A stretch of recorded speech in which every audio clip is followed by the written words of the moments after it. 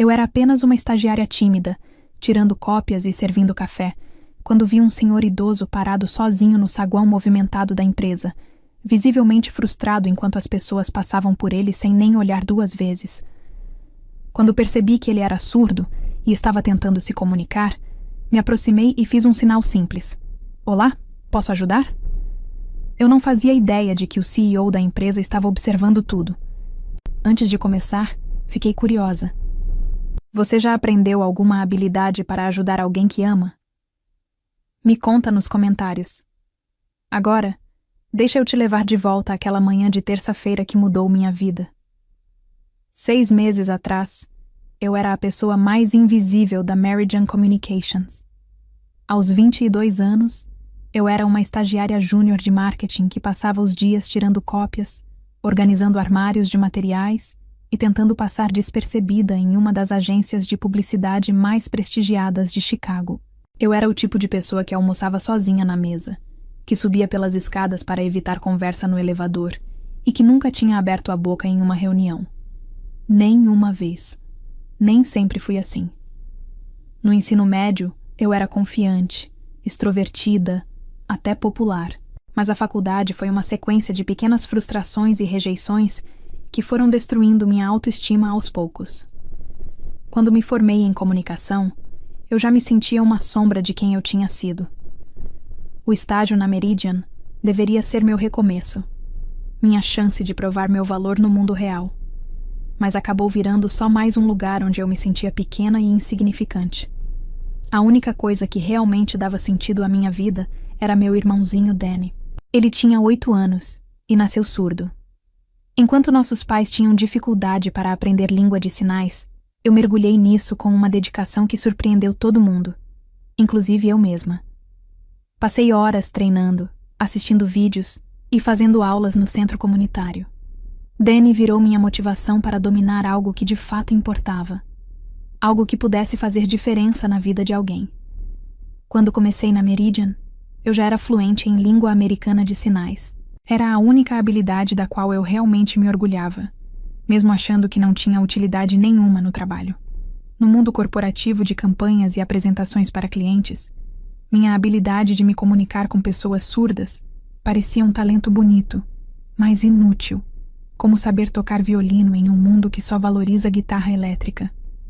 A manhã que mudou tudo começou como qualquer outra. Era uma terça-feira de outubro e o prédio da Meridian estava naquele caos típico de sempre. Estávamos no meio da preparação para uma apresentação importante e todo mundo estava estressado, com pressa e focado nas próprias tarefas. Eu estava na recepção ajudando a organizar materiais quando reparei nele.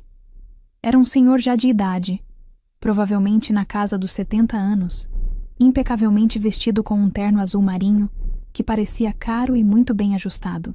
O cabelo grisalho estava perfeitamente arrumado, e ele se comportava com uma dignidade tranquila que mostrava uma vida inteira de sucesso e respeito.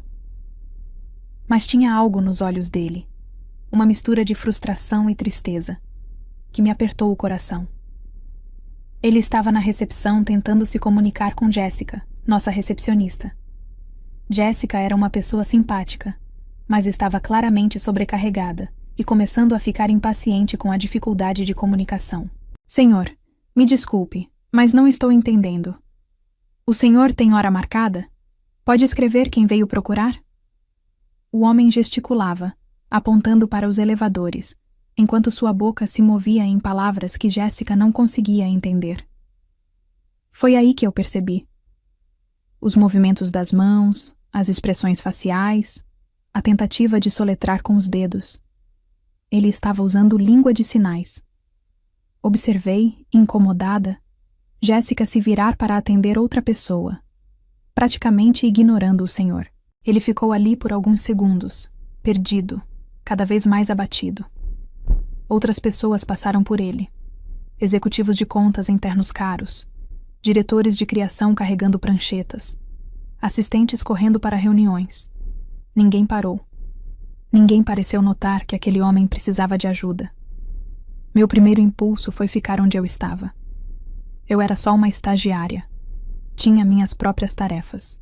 Minha supervisora, Margaret, Já tinha deixado claro que eu deveria ajudar na preparação da apresentação, não me envolver com a recepção. Mas enquanto eu via os ombros dele caírem e a frustração tomar conta, pensei em Danny. Pensei em como ele se sentia quando as pessoas o ignoravam. Quando vi tratarem ele como se fosse invisível por causa da surdez, tomei uma decisão que mudaria tudo. Caminhei até a recepção com o coração acelerado. O homem levantou o olhar quando me aproximei, e eu vi o cansaço ali, como se já esperasse ser ignorado de novo. Respirei fundo e sinalizei. Olá, meu nome é Catherine. Posso ajudar? A mudança no rosto dele foi imediata. Os olhos se arregalaram e um sorriso apareceu. O primeiro sorriso verdadeiro desde que ele tinha entrado ali. Você sabe língua de sinais? Ele respondeu, movendo as mãos com naturalidade. Graças a Deus. Eu já estava começando a achar que ninguém aqui ia conseguir me entender. Sinto muito que tenha passado por isso, respondi em sinais. Como posso ajudar? Eu vim ver meu filho, ele explicou, mas não sei como falar com ele. Não tenho horário marcado. E a recepcionista?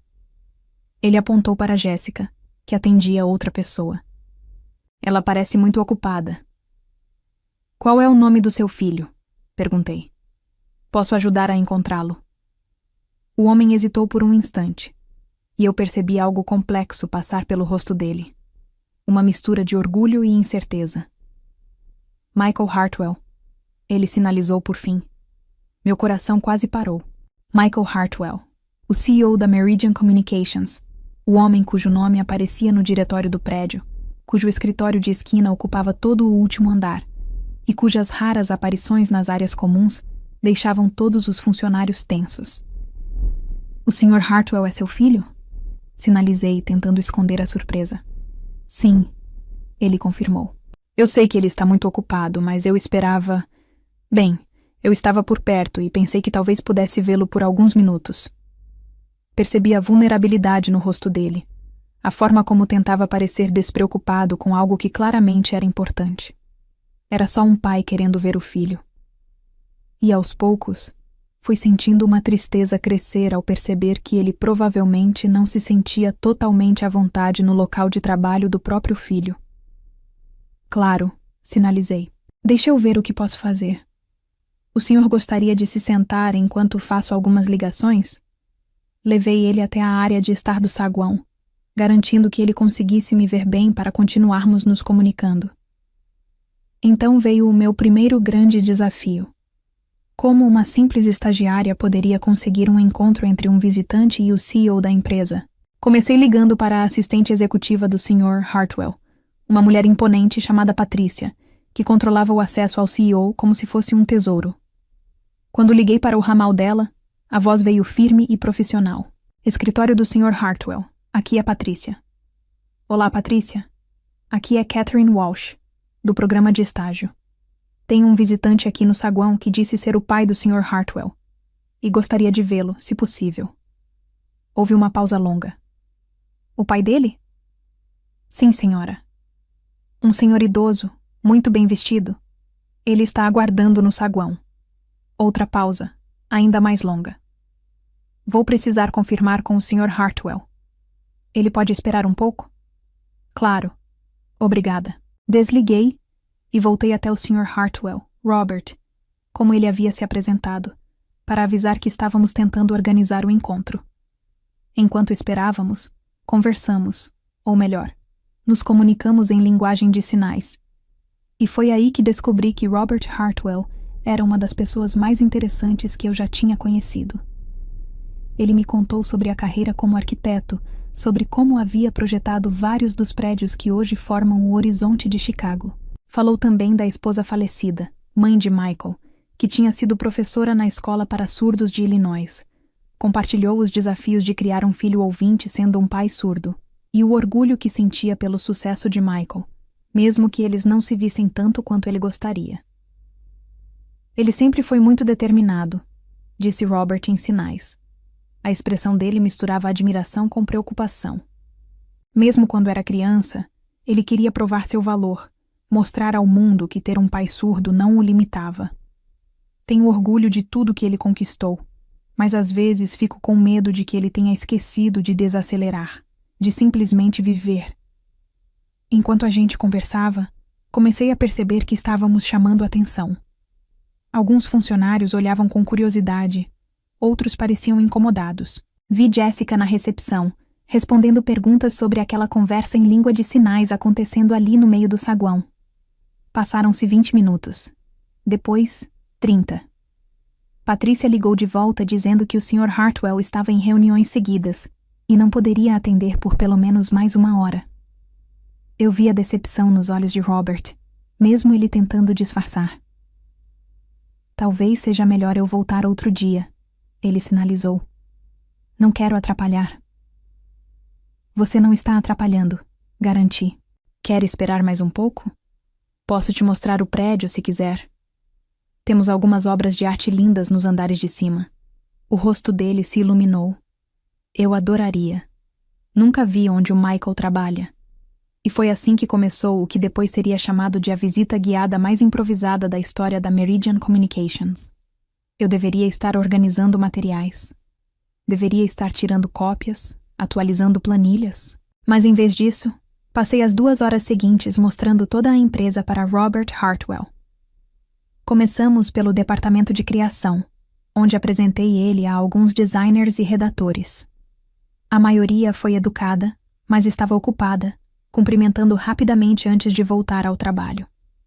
Ainda assim, alguns demonstraram interesse real em conhecê-lo, principalmente quando expliquei que ele era arquiteto e poderia apreciar o lado criativo das campanhas. Fui traduzindo as conversas, ajudando Robert a entender o que estava acontecendo ali, e vi o rosto dele se encher de orgulho ao conhecer melhor o mundo que o filho havia construído.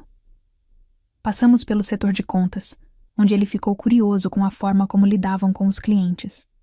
Também passamos pela sala de descanso, onde ele contou histórias das cafeterias que frequentava quando era mais jovem. Durante toda a visita, eu sabia que estava deixando minhas tarefas de lado. Meu celular não parava de vibrar com mensagens da Margaret, perguntando onde eu estava e me lembrando do que eu deveria estar fazendo. Mas toda vez que eu olhava para Robert, via a alegria nos olhos dele, o interesse genuíno ao conhecer aquele ambiente, e simplesmente não conseguia encerrar aquilo antes da hora. Foi durante a visita ao departamento de análise de marketing que eu o vi pela primeira vez. Michael Hartwell estava no mezanino, olhando para o andar principal, parcialmente escondido atrás de uma coluna. Ele observava tudo: o pai, os funcionários e eu. Eu não conseguia ver bem a expressão dele dali, mas dava para perceber que já estava ali fazia algum tempo. Meu coração acelerou. Era como se o chão tivesse sumido debaixo dos meus pés. O CEO estava me vendo fazer uma visita guiada não autorizada enquanto eu deveria estar trabalhando. Eu tinha quase certeza de que ia ser demitida. E pior, provavelmente estava colocando Robert em uma situação complicada. Mas quando olhei de novo, alguns segundos depois, ele já não estava mais lá.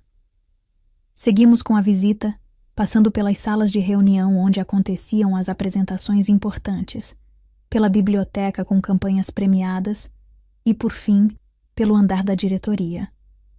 Robert parecia especialmente interessado ali, fazendo perguntas sobre como as decisões eram tomadas e como a liderança funcionava dentro da empresa. Michael construiu tudo isso, ele sinalizou, olhando ao redor da elegante sala da diretoria, com seus painéis de madeira polida e obras de arte originais. Foi ele quem construiu, confirmei. A empresa cresceu muito sob a liderança dele. Todos aqui o respeitam bastante. Robert assentiu, mas percebi um traço de melancolia em sua expressão. Tenho orgulho dele, ele sinalizou. Só queria... O que o senhor gostaria? Perguntei com cuidado. Queria ter acompanhado mais de perto quem ele se tornou depois de adulto. Quando era pequeno, éramos muito próximos. Mas conforme foi crescendo, principalmente depois que a mãe dele morreu, começou a achar que precisava dar conta de tudo sozinho. Parou de pedir ajuda, parou de dividir os problemas comigo. Acho que ele pensava que minha surdez me tornava frágil, como se precisasse me poupar das preocupações dele. Meu coração apertou pelos dois. Por Robert, que claramente amava o filho, mas se sentia deixado de lado. E por Michael, que tentou ser forte e independente, mas acabou criando uma distância entre eles sem perceber. Já devia estar perto das 3 da tarde. Quando finalmente voltamos ao saguão, o tempo que ele podia esperar já tinha passado havia muito, e percebi que ele começava a aceitar que não veria o filho naquele dia. Obrigado, Catherine, ele sinalizou, com um sorriso cheio de gratidão. Foi maravilhoso. Sinto que agora entendo muito melhor o mundo do Michael, e gostei muito de te conhecer. Você me lembra a minha falecida esposa. Ela tinha o mesmo coração gentil, a mesma forma de fazer as pessoas se sentirem vistas e valorizadas. Foi um prazer, respondi em linguagem de sinais, e falei de verdade. Apesar da ansiedade por estar deixando minhas responsabilidades de lado, aquela tarde tinha sido uma das mais marcantes desde que comecei na Meridian. Enquanto Robert se preparava para ir embora, vi Margaret vindo do outro lado do saguão. O rosto dela estava tenso, claramente irritado, e eu sabia que as consequências estavam chegando. Catherine, disse ela, com a voz afiada. Preciso falar com você agora. Virei para Robert para explicar que precisava ir, mas antes que eu pudesse sinalizar qualquer coisa, uma voz atrás de mim interrompeu. Na verdade, Margaret, eu preciso falar com a senhorita Walsh primeiro. Virei e dei de cara com o próprio Michael Hartwell. Meu coração disparou. Era como se o chão tivesse sumido debaixo dos meus pés. Ele era alto, na casa dos 50 anos, com os mesmos olhos atentos do pai e uma presença firme que explicava por que era tão respeitado. Mas havia algo mais no olhar dele. Algo contido, quase emocional. Sr. Hartwell, disse Margaret, claramente desconcertada. Eu estava prestes a tratar da ausência da senhorita Walsh das funções dela hoje. Ela deveria estar ajudando meu pai. Interrompeu Michael, em tom calmo, sem tirar os olhos de mim. E, pelo que vi, ela fez isso muito bem. O saguão ficou em silêncio. Margaret abriu a boca, mas não saiu som. Robert olhava entre nós dois, começando a entender o que estava acontecendo, com um sorriso crescendo no rosto. Papai, disse Michael, e pela primeira vez sua voz suavizou. Ele se virou para Robert e começou a se comunicar em linguagem de sinais. No começo, um pouco travado, mas claramente se esforçando. Desculpa por ter feito você esperar. Eu não sabia que você estava aqui até ele fazer uma pausa, olhar para mim e continuar. Até eu ver você com a Catherine. Estou observando vocês há um bom tempo. Faz anos que não te vejo tão feliz assim. O rosto de Robert se iluminou. Você está aprendendo linguagem de sinais. Tenho tentado, admitiu Michael, agora mais confiante. Eu deveria ter feito isso muito antes. Devia ter me esforçado mais para falar com você na sua língua, em vez de esperar sempre que você se adaptasse à minha. Pai e filho se abraçaram ali mesmo, no meio do saguão. Senti meus olhos se encherem de lágrimas. Ao redor, o movimento do escritório diminuiu. As pessoas paravam para assistir aquele reencontro. Quando se soltaram, Michael se virou para mim. Senhorita Walsh, pode vir comigo até o meu escritório? Precisamos conversar. Meu coração estava acelerado, enquanto eu o seguia até o elevador, com Robert ao nosso lado. Margaret havia desaparecido, provavelmente tentando entender tudo o que tinha acabado de acontecer. O elevador subiu em silêncio, com apenas o som suave das máquinas. Eu alternava o olhar entre Robert, que estava visivelmente feliz, e Michael, que mantinha uma expressão séria e intensa. O escritório dele era impressionante. Janelas enormes com vista para o horizonte de Chicago, móveis sofisticados e paredes cheias de prêmios e fotos que contavam a história da empresa. Mas o que mais me chamou a atenção foi o quanto o ambiente parecia impessoal. Quase não havia sinais de quem ele realmente era. Por favor, sentem-se, disse ele. Robert e eu nos acomodamos. Michael puxou uma cadeira ao lado do pai, em vez de sentar atrás da mesa. Um detalhe simples, mas que deixou tudo mais próximo.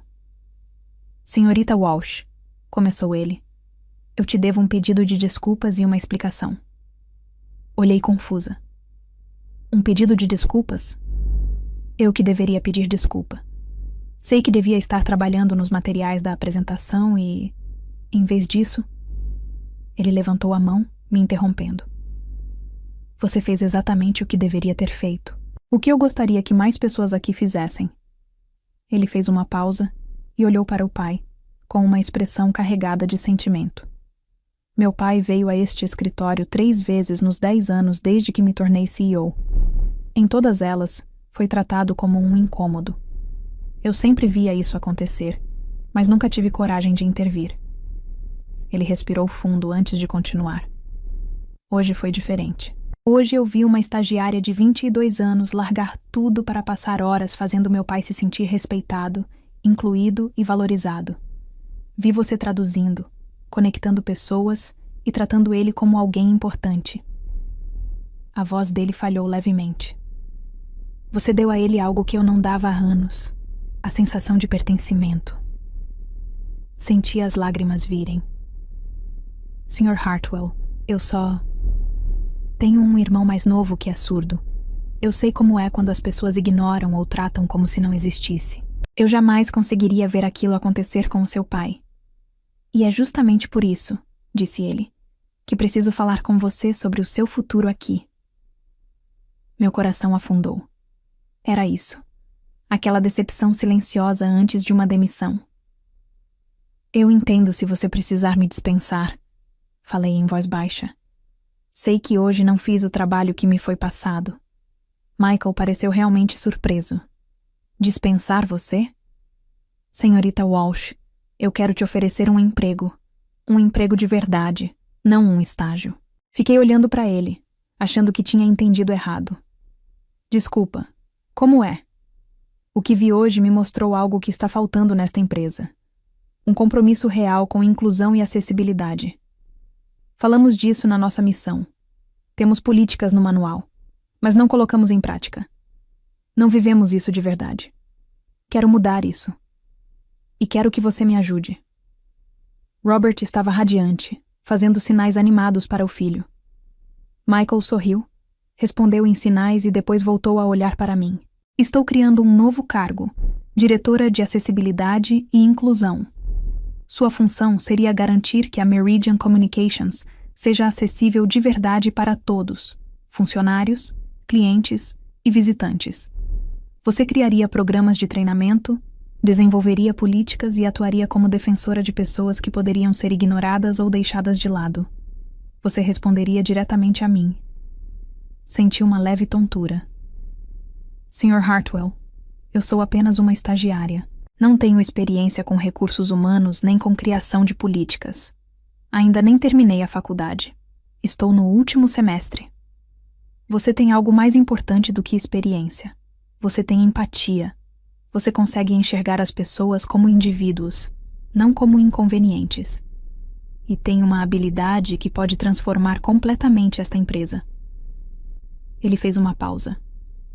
O cargo tinha um salário alto, benefícios completos e autoridade para implementar mudanças reais. Você responderia direto para mim. Olhei para Robert, que praticamente vibrava de alegria, e depois voltei para Michael. Eu nem sei o que dizer. Diga que vai pensar, ele sugeriu. Tire o fim de semana, mas espero que aceite. Esta empresa precisa de alguém como você. Eu preciso de alguém como você. O restante da conversa foi um turbilhão de detalhes sobre a função, discussões sobre salário e benefícios que me deixaram sem ar e planejamento das mudanças culturais que precisariam acontecer em toda a empresa. Quando saí do escritório de Michael, minha vida tinha virado de ponta cabeça. Robert me abraçou ao se despedir, agradecendo várias vezes em sinais. Você me devolveu meu filho, disse ele, e deu a ele algo que ele nem sabia que estava faltando. Michael nos acompanhou até o elevador, e quando as portas começaram a se fechar, disse: Catherine, obrigado por enxergar ele, por perceber o que realmente importava. Naquela noite, cheguei em casa e liguei para meus pais, depois para Danny, tentando explicar tudo o que tinha acontecido. Danny foi o mais empolgado de todos. Você vai ajudar outras pessoas surdas no trabalho? Perguntou em Azel durante a chamada de vídeo. Que incrível! Você vai ser tipo um super-herói para pessoas como eu.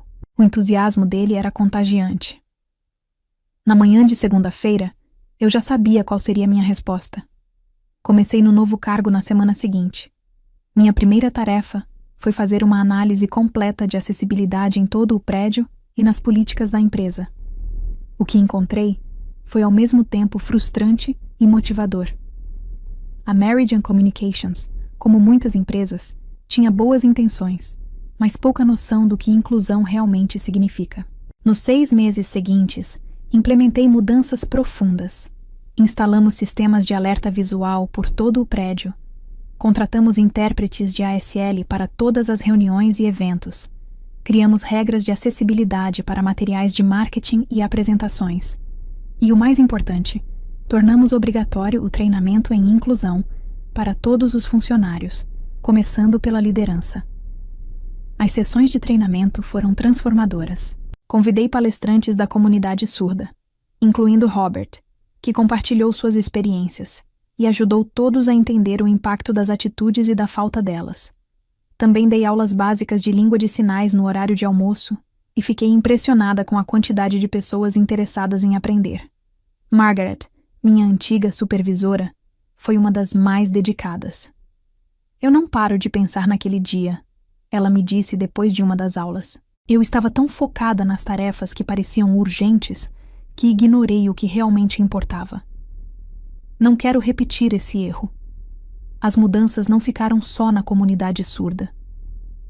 Ampliamos as iniciativas para incluir adaptações para pessoas com mobilidade reduzida, deficiência visual e outras necessidades. Criamos parcerias com organizações locais para melhorar nossas contratações. Também reformulamos nosso site e materiais para torná-los mais acessíveis. Mas a maior transformação foi cultural. A empresa, que antes só valorizava produtividade e eficiência, passou a priorizar empatia e inclusão como pilares do negócio. As pessoas começaram a se importar umas com as outras de verdade. O saguão, que antes ignorava visitantes como Robert, se tornou um espaço acolhedor onde todos eram tratados com respeito. 6 meses depois daquela terça-feira que mudou tudo, a Meridian Communications recebeu um prêmio nacional de inclusão no ambiente de trabalho. Na cerimônia, Michael pediu que eu aceitasse o prêmio em nome da empresa.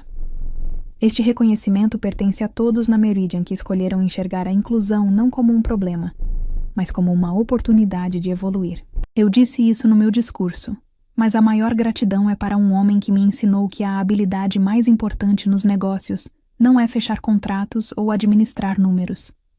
É saber enxergar a humanidade em cada pessoa que cruza o seu caminho. Na plateia, Robert brilhava de orgulho, aplaudindo em sinais. Ao lado dele, Michael também sorria, e dava para perceber que a relação entre os dois tinha mudado completamente.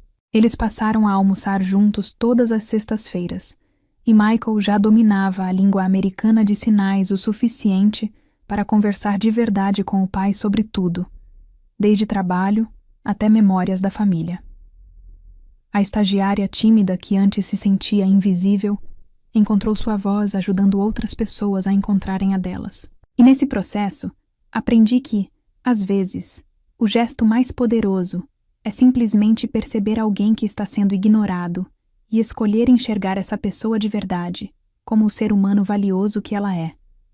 Meu irmãozinho Danny agora visitava o escritório com frequência, e ver ele interagir com tanta confiança com pessoas que aprenderam língua de sinais por causa dele sempre me emocionava. Ele estava certo. Eu tinha me tornado uma espécie de super-heroína, não daquelas com capa, mas daquelas que lutam por um mundo onde todos pertencem, onde todos são vistos, onde todos importam. E o mais incrível é que tudo começou com um simples olá em linguagem de sinais para um homem sozinho em um saguão cheio de gente.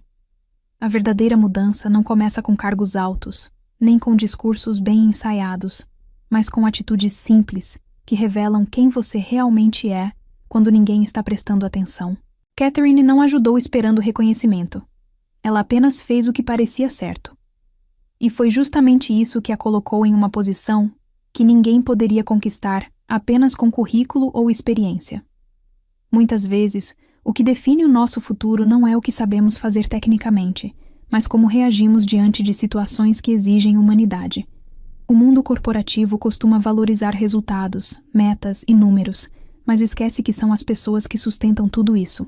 E quando alguém decide agir com empatia em um ambiente onde isso é raro, essa atitude não passa despercebida. O mais interessante é perceber que o impacto não foi só profissional, mas também pessoal, reconstruindo uma relação entre pai e filho que estava fragilizada há anos. A grande lição dessa história é que competência sem sensibilidade tem limite, mas empatia com ação tem poder de transformação real. Catherine não era a mais experiente, nem a mais confiante, mas foi a única que enxergou o que realmente importava naquele momento. Isso mostra que oportunidades muitas vezes se escondem em situações que parecem pequenas ou até inconvenientes. Enquanto todos estavam focados em suas tarefas e prazos, ela escolheu parar e ajudar alguém. E foi exatamente essa decisão que mudou sua vida. No mundo real, nem sempre quem segue todas as regras é quem mais cresce, mas sim quem entende quando é necessário ir além delas. Além disso, a história também revela algo importante sobre liderança. Michael só percebeu o que estava faltando na empresa quando viu alguém praticando aquilo que ele nunca teve coragem de fazer. Isso nos lembra que liderar não é apenas comandar, mas reconhecer falhas e ter coragem de mudar. Agora me diz, quando você se depara com alguém sendo ignorado em um ambiente onde todos fingem não ver, você se posiciona ou finge que não viu para não se expor? E, se ninguém estivesse te observando, suas decisões seriam as mesmas ou completamente diferentes? Escreve aqui nos comentários, eu quero muito saber. E não esquece, deixa também o seu comentário com uma classificação de 1 a 10 para mostrar o quanto você gostou, porque assim eu consigo trazer mais vídeos que sejam interessantes para você. Às vezes, os menores gestos geram as maiores mudanças. Às vezes, tudo o que é preciso é alguém disposto a parar, perceber e se importar. E às vezes, quando você tem coragem de estender a mão para alguém que foi ignorado, descobre que não mudou só a vida daquela pessoa, mas também a sua. Durante o divórcio, o ex-marido disse: "Quero de volta tudo o que eu te dei, e também o que dei para as crianças." Uma semana depois, ele abriu a porta de casa e deu de cara com uma caixa enorme. Ao abri-la, ficou sem palavras. Antes de continuar, comenta aí de que cidade ou estado você está assistindo.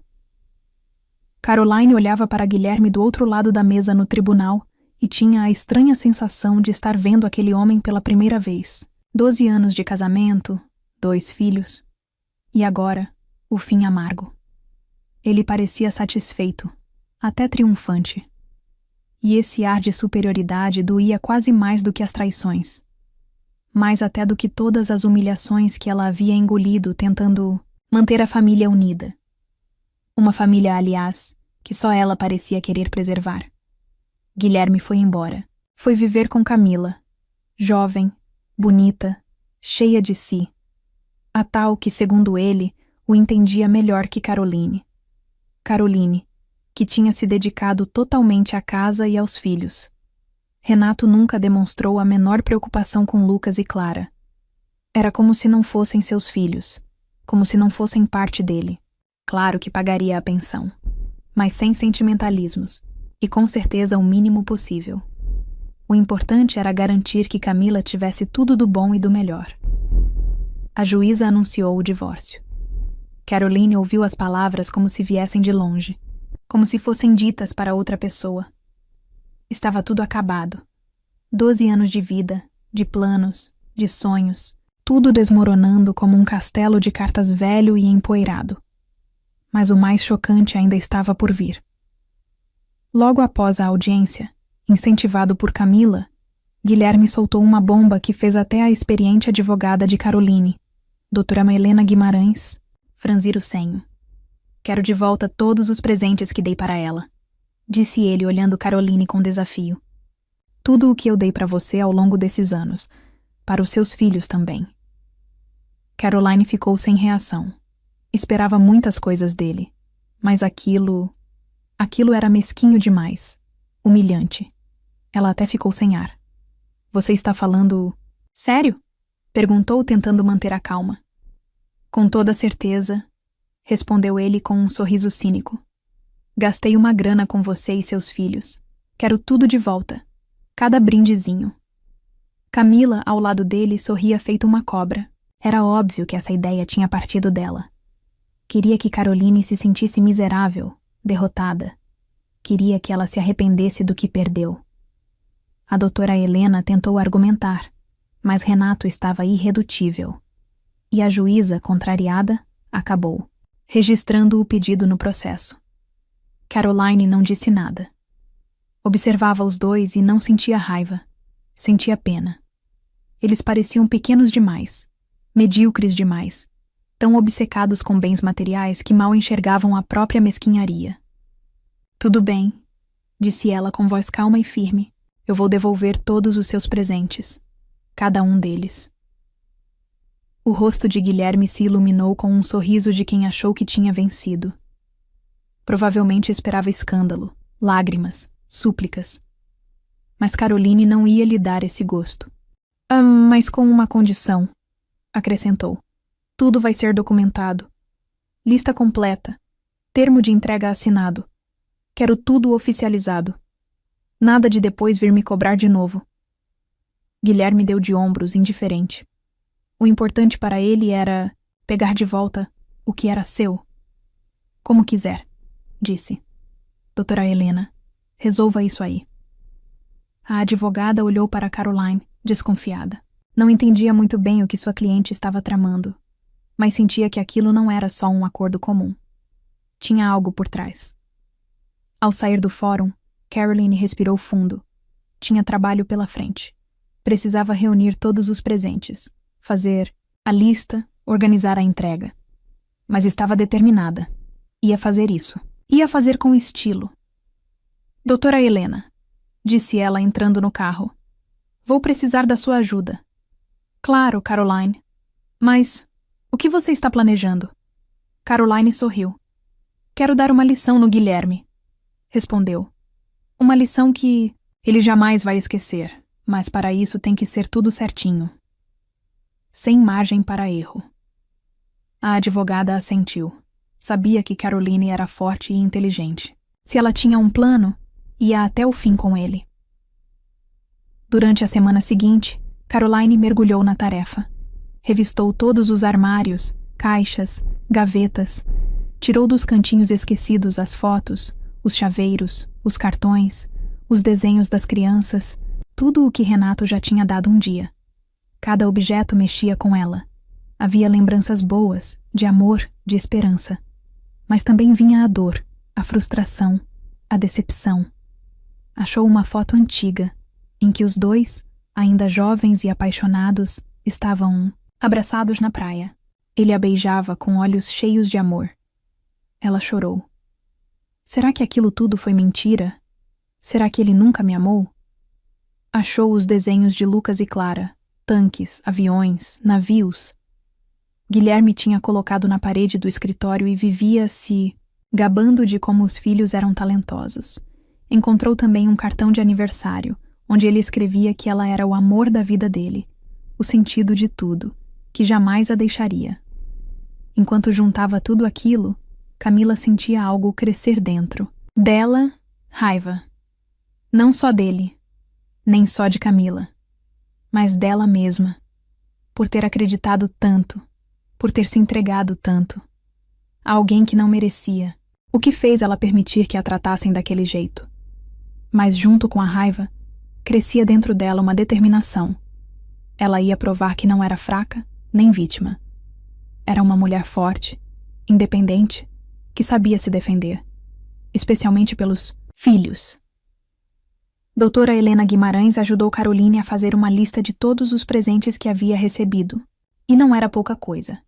De joias caríssimas a lembrancinhas chinesas baratas. Caroline insistiu para que até os presentes que Guilherme tinha dado às crianças fossem incluídos. Ela queria que ele percebesse o quão absurda era a ideia dele. Com a lista pronta, doutora Helena ligou para Guilherme e avisou que Caroline estava disposta a devolver tudo. Guilherme ficou radiante.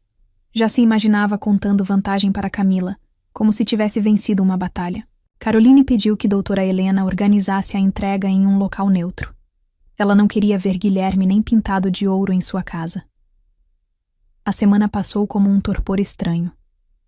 Caroline se manteve ocupada com afazeres do dia a dia, tentando não pensar no momento da entrega. Dentro dela, crescia um misto de alívio e tristeza.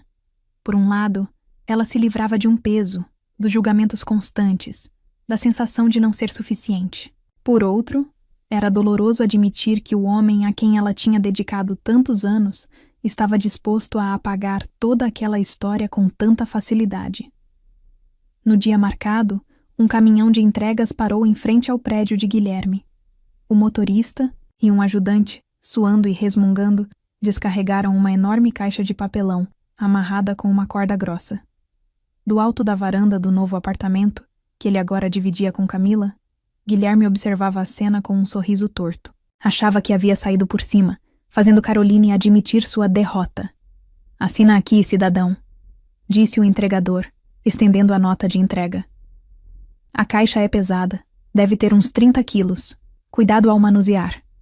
Guilherme assinou, com descaso, e devolveu o papel. Mal podia esperar para mostrar os tesouros que havia recuperado da ex-mulher. Imaginava a cara de Camila diante das joias e presentes. Uma prova do seu poder, da sua superioridade. Depois que os entregadores foram embora, Guilherme tentou sozinho arrastar a caixa para dentro do apartamento, mas não deu conta. Teve que ligar para Camila, que estava pintando as unhas de vermelho vivo. "Camila, me dá uma mão aqui, por favor", pediu ele com a voz mansa. Chegou uma coisa bem interessante. "Pesada, viu?" Camila fez uma careta de desagrado. Não queria estragar o esmalte fresco. Mas a curiosidade sobre os supostos tesouros de Caroline falou mais alto. Com dificuldade, os dois conseguiram levar a caixa até a sala. Ofegante, Guilherme se jogou no sofá. Camila, de braços cruzados, lançou um olhar de desprezo para a caixa. "E o que é esse trambolho?" perguntou com desdém. "Deve ser um monte de trapos velhos e bugigangas. Pra que você quis isso mesmo?" Calma.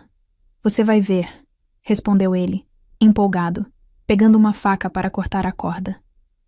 Guilherme abriu a caixa e congelou. Junto com as joias, os relógios caros e roupas, havia uma pilha de fotografias. Centenas delas, organizadas com cuidado, amarradas com fitas coloridas. Ele pegou um maço e desatou o laço. Sorrisos felizes olhavam de volta para ele. Caroline, os pequenos Lucas e Clara. Lá estavam eles na praia, bronzeados e contentes. Em um parque de diversões, rindo, abraçados, em casa, ao redor da árvore de Natal, abrindo presentes. No verso de cada foto, uma dedicatória com a letra caprichada de Caroline. "Nossa primeira viagem juntos. Fui tão feliz. Lucas aqui tem 3 aninhos. Ele ama algodão doce. O melhor Natal das nossas vidas." Guilherme sentiu um nó na garganta. Colocou as fotos de lado e pegou outro maço. Eram desenhos infantis.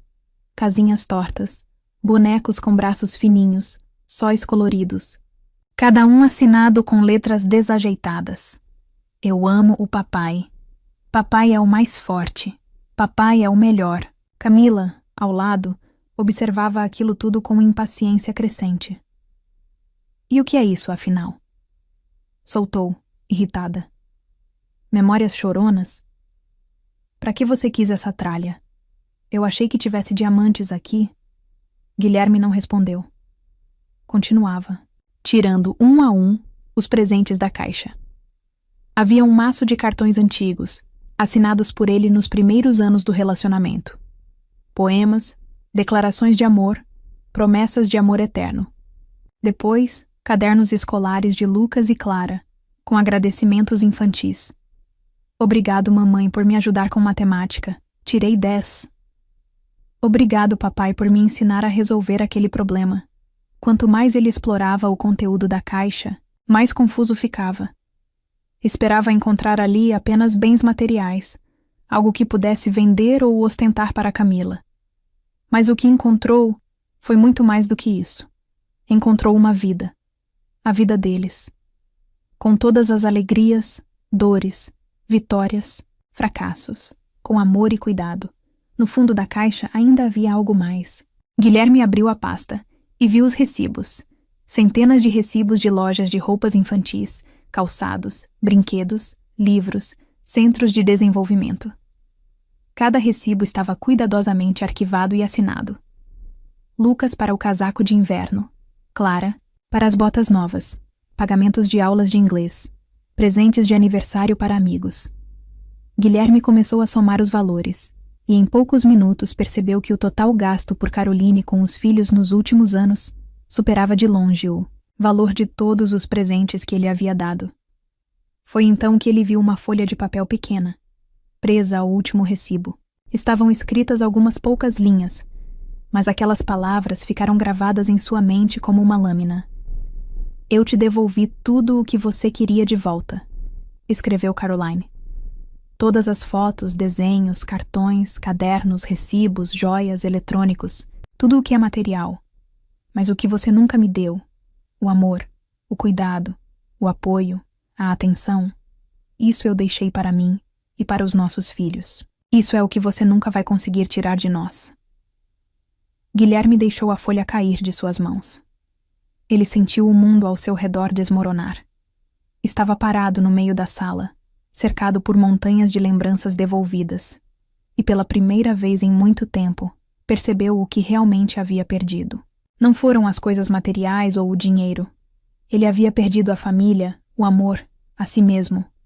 Camila, que ainda estava na porta, olhou para Guilherme com desprezo. E agora, o que você vai fazer com essa tralha toda? Perguntou ela. Vai jogar tudo fora? Ou vai ficar aí chorando sobre as velhas fotos? Guilherme não respondeu. Ele apenas olhava para a caixa, cheia de sua vida passada, e sabia que cometera um erro enorme. Trocou os valores verdadeiros por um brilho falso, o amor genuíno, por admiração vazia, e agora só restava colher os frutos de seu egoísmo e tolice. Camila, sem esperar uma resposta, virou-se e foi embora para o quarto. Ela sabia que Guilherme não estava em condições de entretê-la ou fazer-lhe elogios.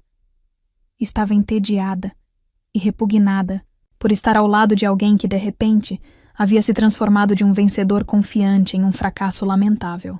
Guilherme ficou sozinho, cara a cara com suas lembranças. Sentou-se no sofá por muito tempo, mexendo nas fotos e desenhos, lendo velhas cartas e cartões. Tentava entender como havia sido tão cego e surdo, como não soubera valorizar o que tinha. Pela primeira vez em muito tempo, sentiu remorso. Lembrou-se de como Caroline cuidava dele, como o apoiava nos momentos difíceis, como o amava apesar de todos os seus defeitos. Lembrou-se das traições, das mentiras, de como a humilhava, e sentiu vergonha, muita vergonha. Mas era tarde demais. Ele mesmo destruíra seu casamento, afastara seus filhos, escolhera o caminho do egoísmo e da traição. E agora só restava pagar por seus erros. Seu olhar caiu sobre um desenho infantil que retratava ele, Caroline, Lucas e Clara de mãos dadas. As figuras tortas estavam pintadas com cores vibrantes e inocentes. No canto, com uma letra desajeitada, estava escrito: Nós somos uma família. Ele se lembrou desse desenho. Clara lhe deu no aniversário, anos atrás. Naquele momento, ele a elogiou e beijou sua cabeça, mas logo voltou aos seus negócios, às intermináveis negociações e transações. Ele sempre tinha pouco tempo para os filhos, achava que o mais importante era garantir um futuro digno para eles, e o resto eram pequenas coisas. Agora, essas pequenas coisas o encaravam do chão, como se o repreendessem por sua cegueira. Camila voltou para o cômodo. Sabe, Guilherme, não entendo por que você se envolveu com tudo isso. Por que essas coisas sentimentais? Eu achei que você fosse diferente. Ele, como se tivesse levado um soco no estômago, respondeu: Diferente? E como você queria que eu fosse?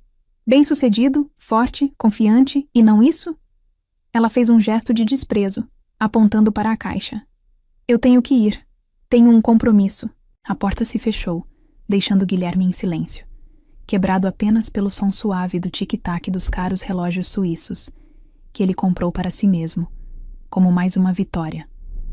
Mas agora, aqueles relógios pareciam nada mais do que um pedaço inútil de metal. Ele se ajoelhou e pegou a foto do chão. Era uma foto dele e de Caroline rindo e se abraçando, tirada no primeiro aniversário de casamento. Eles estavam tão jovens, tão felizes, cheios de esperanças e planos para o futuro. Ele se lembrou de sua risada, clara e sincera, um som que ele não ouvia há muito tempo.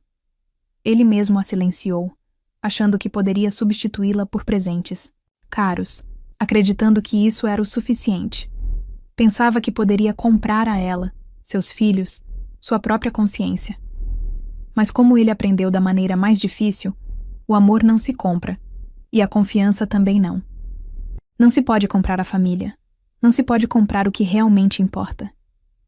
Guilherme releu a mensagem de Caroline, encontrada no fundo da caixa. Cada palavra parecia cortar seu coração como uma faca afiada. Eu devolvi tudo, mas o que você nunca me deu, eu deixei para mim e para as crianças. O que ele nunca deu? Calor, cuidado, atenção, apoio. Estava sempre tão ocupado consigo mesmo, com sua carreira e suas ambições, achando que o mais importante era o dinheiro. Mas agora ele entendia que o dinheiro era apenas papel. O que realmente importa são as coisas que não podemos tocar, mas que podemos sentir. Ele olhou para a lista das despesas de Caroline com as crianças. Os valores eram altos, e ele sempre achou que estava dando tudo, que era o provedor, mas nunca se deu conta de quanto tempo e esforço Caroline dedicava aos filhos. Ele nunca viu ela passando noites ajudando com os deveres de casa, levando-os para atividades, cuidando deles quando ficavam doentes.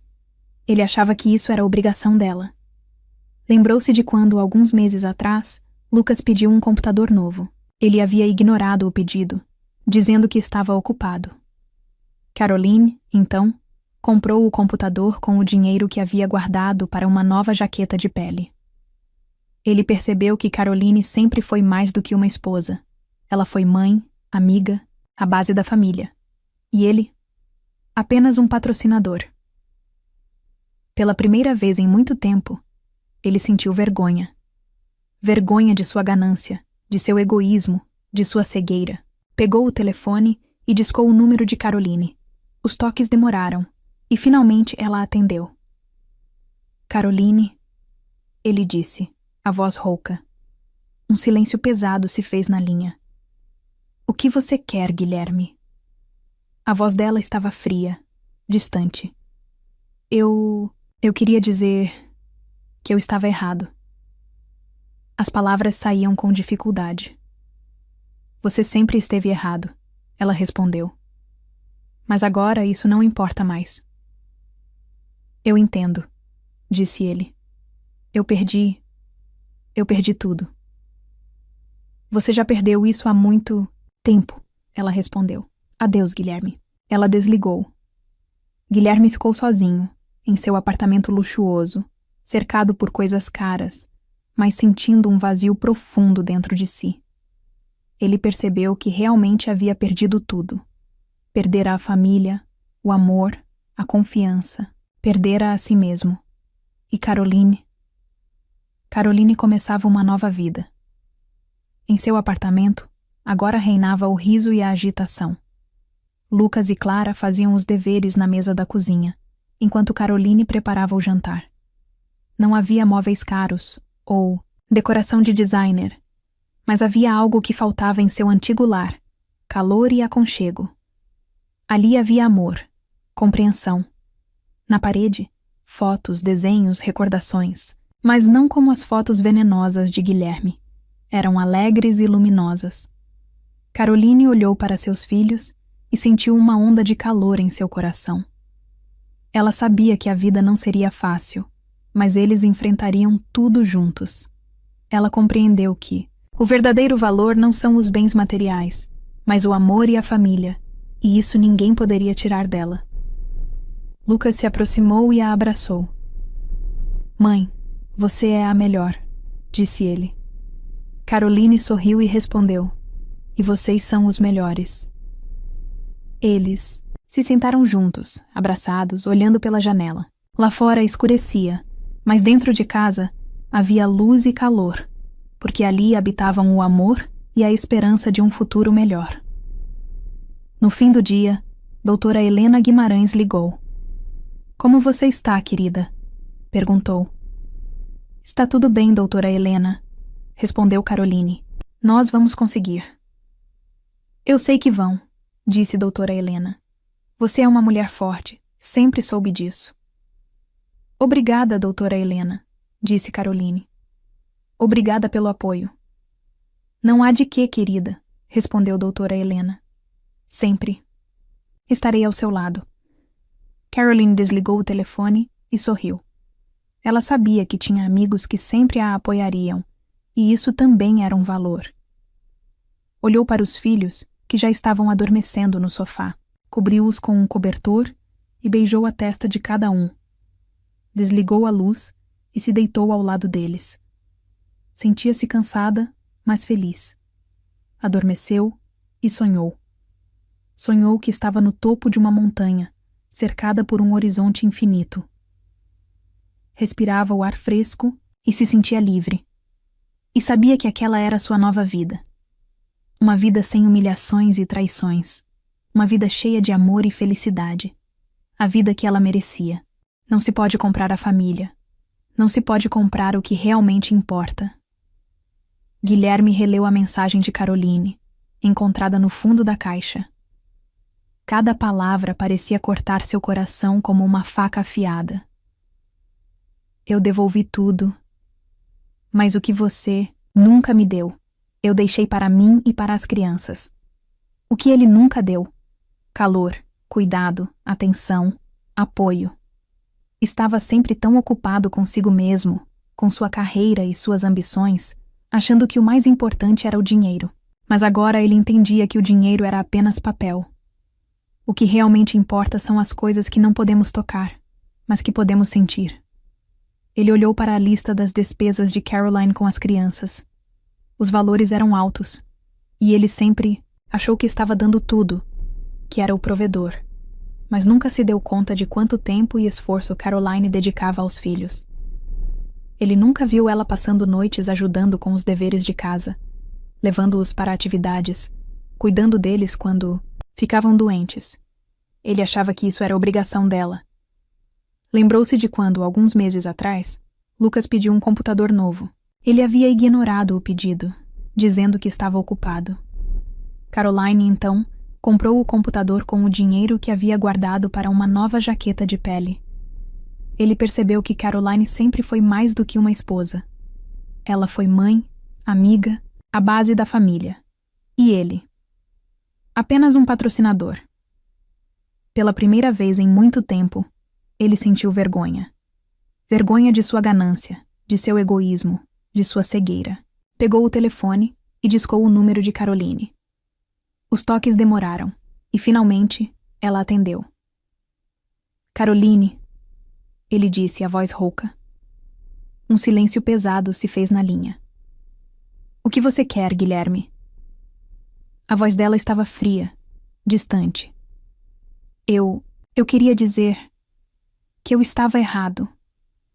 As palavras saíam com dificuldade. Você sempre esteve errado, ela respondeu. Mas agora isso não importa mais. Eu entendo, disse ele.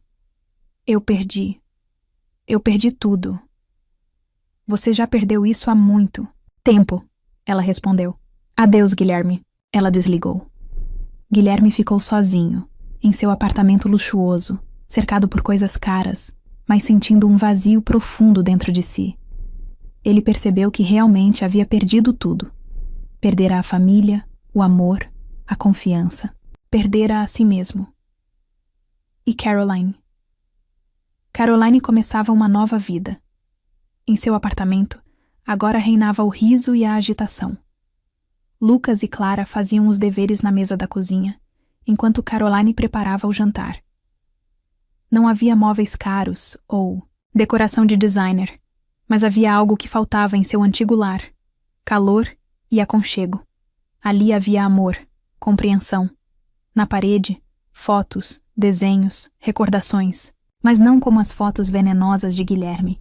Eram alegres e luminosas. Caroline olhou para seus filhos e sentiu uma onda de calor em seu coração. Ela sabia que a vida não seria fácil, mas eles enfrentariam tudo juntos. Ela compreendeu que o verdadeiro valor não são os bens materiais, mas o amor e a família, e isso ninguém poderia tirar dela. Lucas se aproximou e a abraçou. "Mãe, você é a melhor", disse ele. Caroline sorriu e respondeu: "E vocês são os melhores." Eles se sentaram juntos, abraçados, olhando pela janela. Lá fora escurecia, mas dentro de casa havia luz e calor, porque ali habitavam o amor e a esperança de um futuro melhor. No fim do dia, doutora Helena Guimarães ligou. "Como você está, querida?" perguntou. "Está tudo bem, doutora Helena", respondeu Caroline. "Nós vamos conseguir." "Eu sei que vão", disse doutora Helena. "Você é uma mulher forte. Sempre soube disso." "Obrigada, doutora Helena", disse Caroline. "Obrigada pelo apoio." "Não há de quê, querida", respondeu doutora Helena. "Sempre estarei ao seu lado." Caroline desligou o telefone e sorriu. Ela sabia que tinha amigos que sempre a apoiariam, e isso também era um valor. Olhou para os filhos, que já estavam adormecendo no sofá, cobriu-os com um cobertor e beijou a testa de cada um. Desligou a luz e se deitou ao lado deles. Sentia-se cansada, mas feliz. Adormeceu e sonhou. Sonhou que estava no topo de uma montanha, cercada por um horizonte infinito. Respirava o ar fresco e se sentia livre. E sabia que aquela era sua nova vida. Uma vida sem humilhações e traições. Uma vida cheia de amor e felicidade. A vida que ela merecia. Agora me diz, até onde você iria para mostrar sua força sem perder a classe? Você devolveria tudo o que recebeu em um relacionamento só para mostrar que superou? Escreve aqui nos comentários. De 0 a 10. Qual a sua nota para essa história? Quero muito saber. Se você gostou do vídeo, já clica em gostei. E não se esquece de se inscrever no canal. Assim você não perde nenhuma história emocionante que postamos diariamente aqui no canal. Um beijo e até breve.